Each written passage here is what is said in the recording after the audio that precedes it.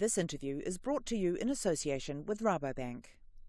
New Zealand's sheep and beef sector is a significant contributor to our economy. In 2016, it added around $7 billion to our GDP.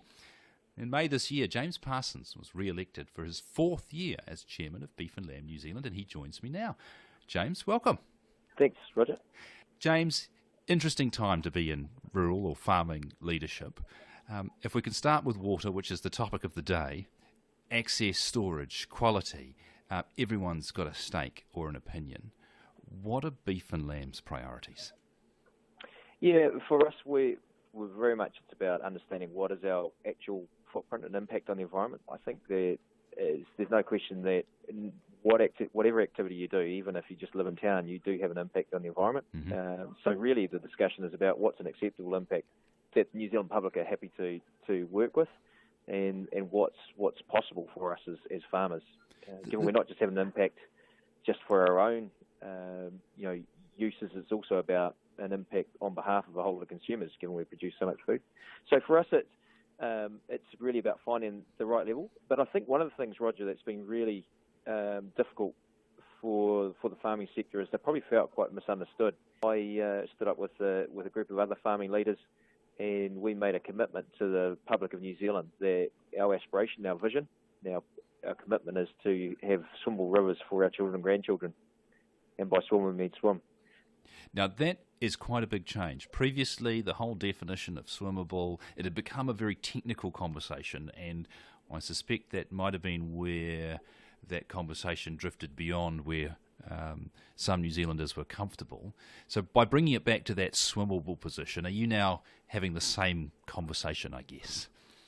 Yeah, well, I think that unfortunately often things do get a bit technical, and we haven't got a scientific measure backing up what our definition of swimmable is. Those sorts of, I'm sure the science is there, but when we're talking about swimmable, we mean actually you put your head under and you swim and enjoy it.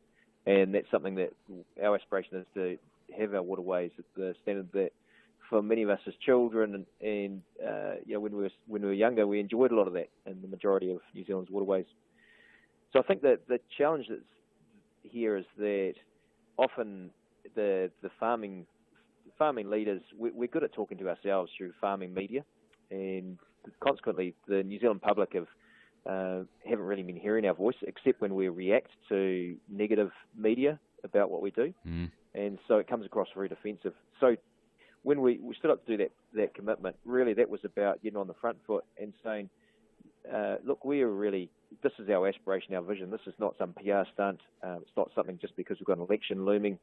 This is actually our aspiration, our vision, and we want to play our part in that.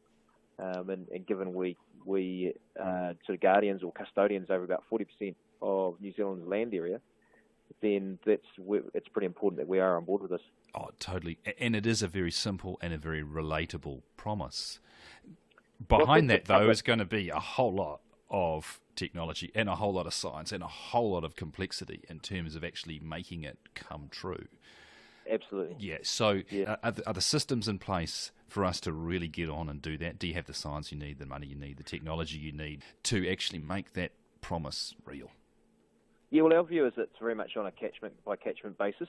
So the short answer to your question is no, we don't have all the tools right now. But some catchments are actually really good water quality. Others need some work. And so, some areas we've already got the tools.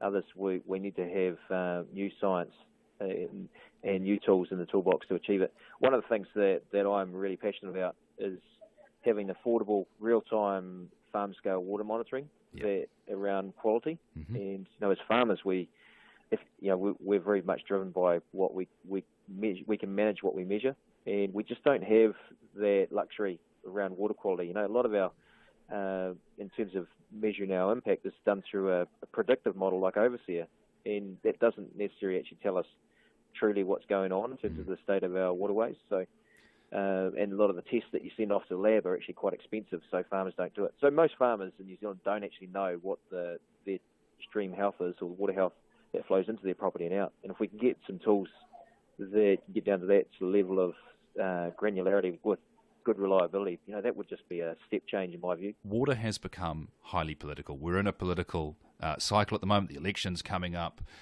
and water is well to the forefront in that. It is, though, an issue that's intergenerational. The political cycle lasts 3 years, 6 years, 9 years, whatever it will be.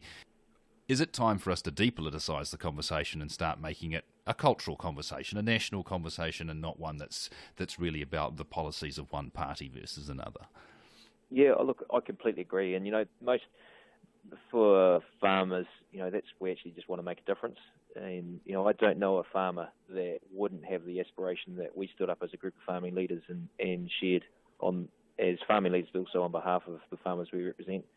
And that's about, having these swimmable rivers for our children and grandchildren. So getting away from the politics, I think, would be really nice. Unfortunately, they are a reality. We have to work with policies that whoever is in government, put forward. But we need to obviously be having the discussion and helping shape them so that they create a framework we can work within. I think that the bigger thing here, Roger, and this is the thing that excites me, is, if we're really honest, our water quality in New Zealand is actually it's actually very good when we benchmark ourselves against other countries in the OECD. And so for a developed country, we've got really good water quality. The problem is with increasing intensification, even our really high standards have been going backwards in some catchments. And so that's something that's not acceptable as a long-term trend. So the opportunity here is that these issues aren't just unique to New Zealand. They're issues globally. And what an opportunity for us to not only pioneer these things just for New Zealand in terms of how we tackle these difficult issues, but actually to be doing something that we then share with other countries around the globe in terms of making the world a better place, just not New Zealand. Fantastic. And, if you look at our track record, we've done that on numerous occasions.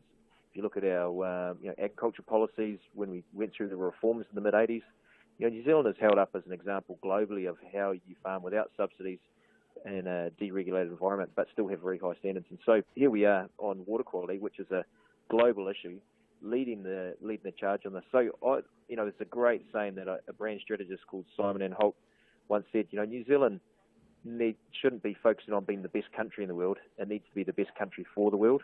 And, I think that really sums up the aspiration that we have as a group of farming leaders.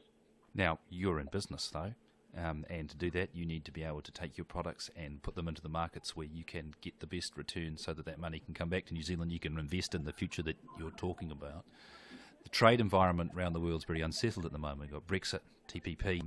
When you're sitting back, you're looking at what the prospects are for your product in the marketplace, what are your current, hopes and fears? I think that, pretty good, really. We've seen some more markets are opening up. It's great to have shipments of sheep meat now heading up to Iran, and that's it's a new market that's opening up after many years of being closed. That creates some options. We've got chilled red meat now heading into China. Where we were previously stuck with frozen. If you look at TPP 11, that's I think we all thought that was dead once the US pulled out. Now there seems to be some real momentum around getting TPP 11 going. So that's a positive step. So I'm not whilst we're really conscious of how things might play out with Brexit and if there's any fallout from that. At the same time, I've just up there recently, and I'm reasonably comfortable that our market access will be sustained. But we're not complacent at the same time.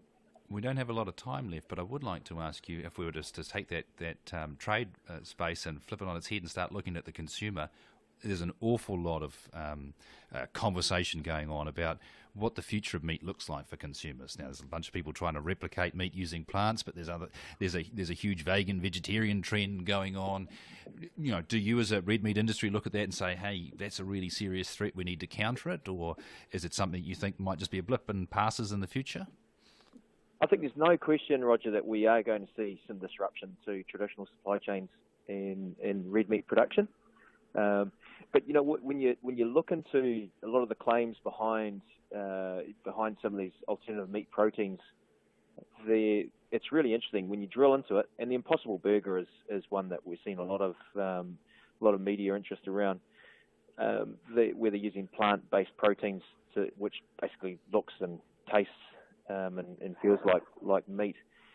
What they're really pitching themselves around ethical production. So it's around animal welfare, it's around no use of hormones, antibiotics, the fact that they have a smaller environmental footprint around methane emissions, etc. Well, there's none because they're sort of plant-based, and a lot of and also their less use of water, etc. Well, you look at New Zealand.